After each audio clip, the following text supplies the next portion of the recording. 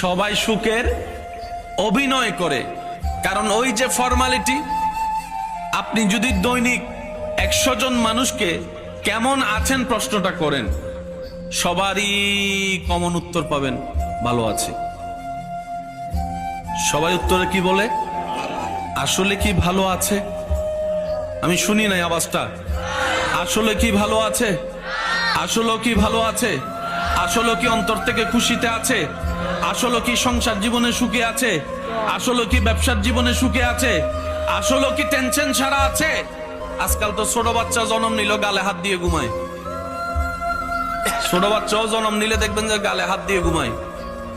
তার হাতে যেন গালে গিয়ে প্রমাণ করে দেয় টেনশনের দুনিয়ায় এসে আমি চলেই আসছি। সবাই সুখে থাকতে চায়, সবাই শান্তিতে বাঁচতে চায়, দাবি সবাই করে, খুঁজেও সবাই।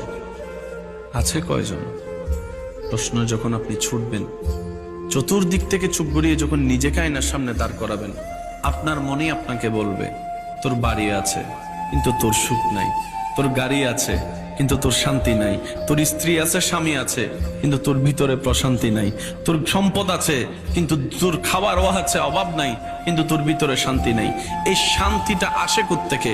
উত্তর সবার একটাই, আল্লাহর দরবার থেকে আসে। প্রশ্নটা এবার রব